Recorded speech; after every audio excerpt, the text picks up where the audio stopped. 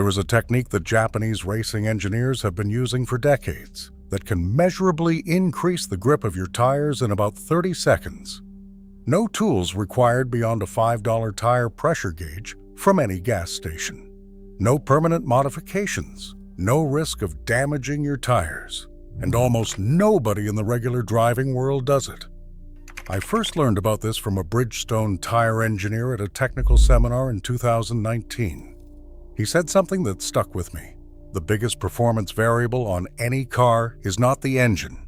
It is not the suspension. It is the AIR inside the tires. And almost every driver on the road has it wrong. He was not being dramatic. He was being precise. After I started applying what he taught me, I realized he was absolutely right. Today I am going to walk you through exactly what this method is, why it works, the physics behind it, and how to do it yourself in 30 seconds flat. But first, you need to understand why what you are currently doing with your tires is costing you grip every single day. Let me start with a number that will bother you. Your tires right now are only touching the road with a contact patch roughly the size of your hand. That is it. 4 palm-sized patches of rubber are the only thing keeping your 3,500-pound vehicle connected to the asphalt.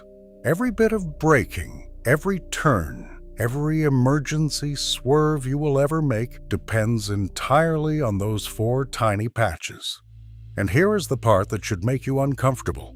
The size, shape, and effectiveness of those contact patches is almost entirely controlled by one variable: tire pressure. The pressure in your tires right now is almost certainly not optimized for grip. Here is why. When you go to a gas station or check your door jamb sticker, it gives you a manufacturer-recommended tire pressure, usually somewhere between 32 and 36 psi. That number is a compromise. It is engineered to balance 4 competing demands: fuel economy, tire longevity, ride comfort, and load carrying capacity. Notice what is not on that list: maximum grip. The manufacturer is not optimizing your tires for the best possible traction. They are optimizing for the least amount of customer complaints across the widest range of conditions. That is a massive difference. Japanese racing engineers figured this out a long time ago. They developed a simple, precise method to recalibrate tire pressure for maximum grip that any driver can use. This technique has been a staple in Japanese motorsport, from Super GT to the grassroots drift tracks of a Bisu circuit, for over 40 years. It filtered down from professional teams like Tom's Racing and Nismo to weekend warriors, and eventually to everyday Japanese drivers who take vehicle dynamics seriously. Here is the method. It is so simple you might think it cannot possibly make a real difference. But the physics says otherwise, and so does every lap time and braking test I have ever seen. Step 1. Check your current tire pressure when your tires are cold. Cold means the car has been sitting for at least 3 hours, or you have driven less than a mile. This is critical. Tire pressure changes approximately 1 psi for every 10 degrees Fahrenheit change in temperature. If you check your pressure after a 20-minute highway drive, you are reading pressures that are 4 to 6 psi higher than your actual baseline. Every measurement from that point forward will be wrong. Step 2. Reduce your tire pressure by 2 to 4 psi below the manufacturer's recommended cold pressure. That is it. If your door sticker says 35 psi, you drop to 31 or 32. If it says 32, you drop to 28 or 29. The whole process takes about 30 seconds per tire with a basic gauge and the valve stem. Now, before anyone loses their mind, let me be clear. I am not telling you to drive around on dangerously underinflated tires. A 2 to 4 psi reduction is well within the safe operating range of any modern tire. The Tire and Rim Association publishes minimum safe inflation pressures, and for most passenger tires, the absolute minimum is around 26 psi. We are staying well above that threshold. This is not guesswork. This is a calibrated adjustment. Here is why it works. And this is where the Japanese engineering philosophy really shines. When you reduce tire pressure slightly, three things happen simultaneously. First, the contact patch gets larger. The tire deforms slightly under the vehicle's weight, pressing more rubber against the road surface.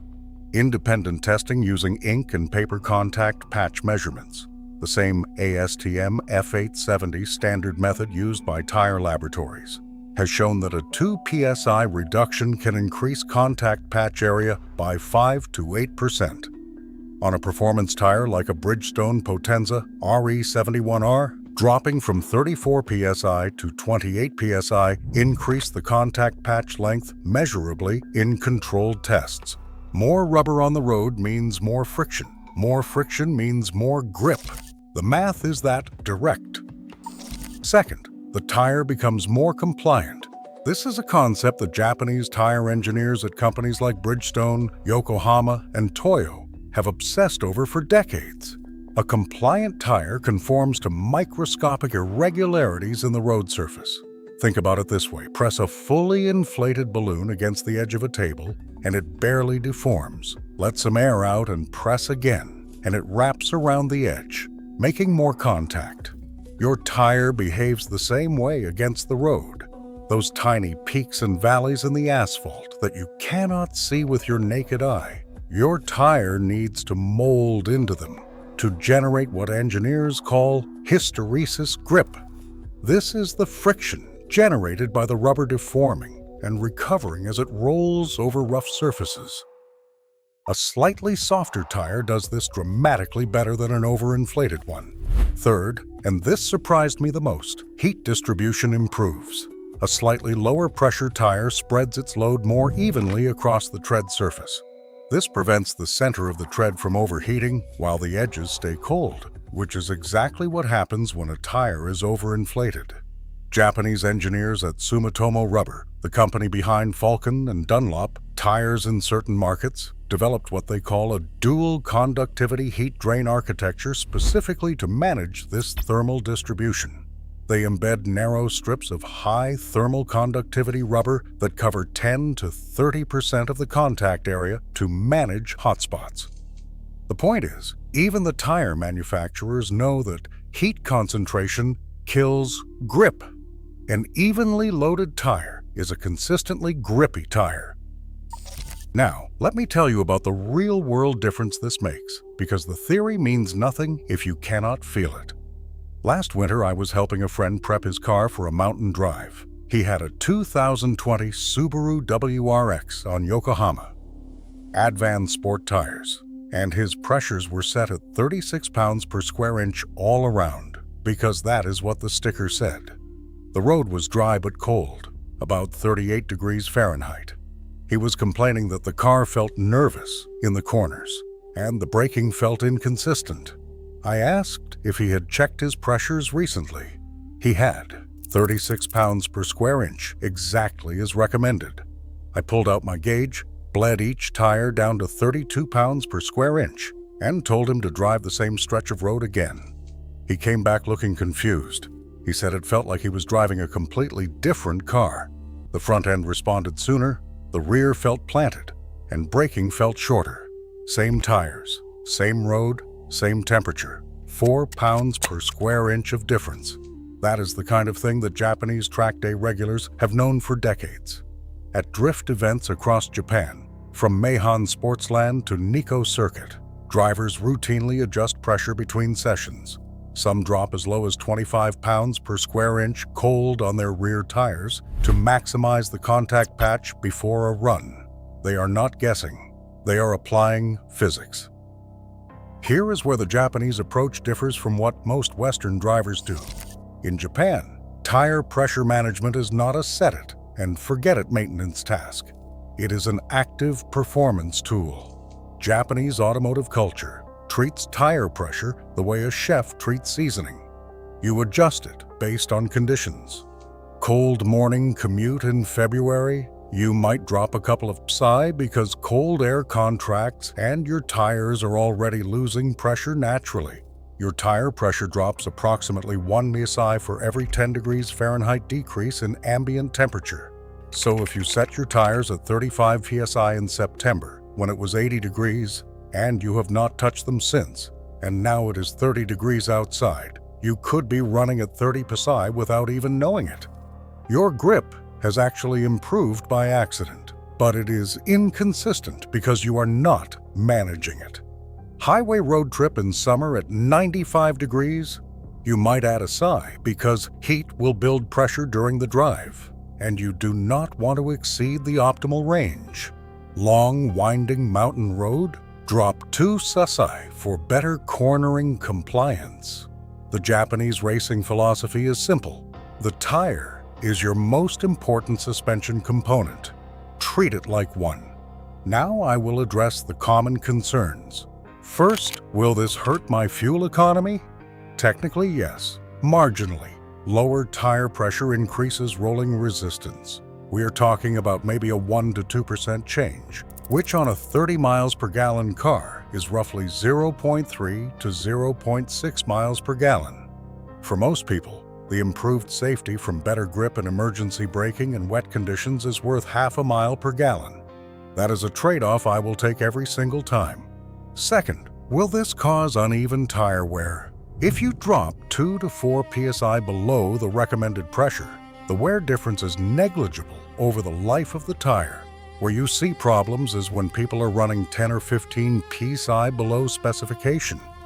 At 2 to 4 psi below recommended, the tread wear pattern stays well within acceptable limits. I have personally inspected tires that were run 3 psi below recommended for 40,000 miles, and the wear was indistinguishable from tires run at specs. Third, is this safe? Here is the honest answer. Every tire has a rated load capacity at a specific inflation pressure.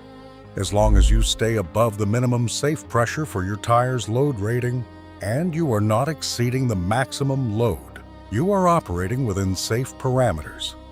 For the vast majority of passenger vehicles, a 2 to 4 psi reduction is completely within the safe window. If you drive a heavily loaded SUV or truck near its maximum weight capacity, be more conservative with the reduction. If you are in a lightweight sedan with 2 passengers, you have more room to work with. Let me give you the full step-by-step so you can do this in your driveway tomorrow morning.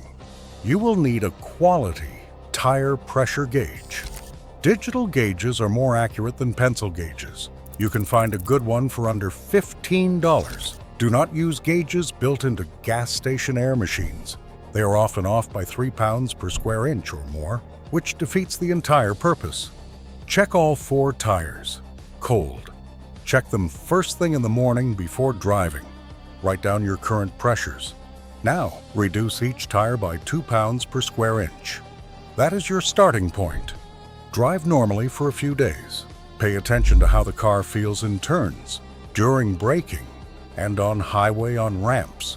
If you notice improved grip and the car feels more planted but still responsive, you are in the right zone. If it feels sluggish or the steering feels heavy and vague, you went too far. Add 1 pound per square inch back. For those who want to be precise about it, here is the advanced method that Japanese track day drivers use. After driving aggressively for 15 to 20 minutes, check your hot tire pressures. Ideally, you want to see a 4 to 6 pounds per square inch increase from your cold starting pressure. If you see more than that, your cold pressure was too low. If you see less, you can afford to drop cold pressure a bit more. The target. Hot pressure for most performance-oriented street tires falls between 32 and 36 pounds per square inch. This means your cold starting pressure should be somewhere around 28 to 32 pounds per square inch, depending on ambient temperature and driving style. Here is one more detail that most people overlook. Check the pressure difference between your front and rear tires. Most manufacturer recommendations set the same pressure front and rear, or within 2 pounds per square inch. Depending on your car's weight distribution, you might benefit from slightly different pressures front to rear. Front-heavy cars, like most sedans, can benefit from 1 to 2 pounds per square inch less in the front tires to improve turn-in response. Rear heavy cars or all-wheel drive cars might want the opposite. Japanese tuners adjust this on a car-by-car basis, and it is one of the cheapest and most effective handling modifications you can make. The reason this technique works so well is because it addresses the single biggest point of diminishing returns in tire performance. Most people pour money into new tires, wider wheels, performance compounds, and alignment settings. Those things matter, but all of that engineering is mediated through air pressure. You can put a $1,200 set of Michelin Pilot Sport 4S tires on your car, and if the pressure is wrong, you are leaving 10 to 15% of their grip potential on the table. That is like buying a $3,000 set of golf clubs and never adjusting the loft. Japanese tire companies have published research showing that the optimal balance between wet grip performance and structural integrity falls within a narrower pressure window than most people realize. Toyo Tire developed quantitative design parameters specifically to maximize wet grip and structural hardness simultaneously. They found that the relationship between these properties is not linear. There is a specific operating range where both improve together, and falling outside that range, even by a few pounds per square inch, degrades one or both. So there it is, the Japanese method for increasing your tire grip in 30 seconds. No modifications, no aftermarket parts, no risk, just a tire gauge and a few pounds per square inch of adjustment that the manufacturer did not optimize for your safety in an emergency. You now know something that professional Japanese racing engineers have been applying for over 4 decades, and that most driving enthusiasts in the West still have not caught up to. Your tires are the single most important safety component on your car, and the air inside them is the single most adjustable variable you have.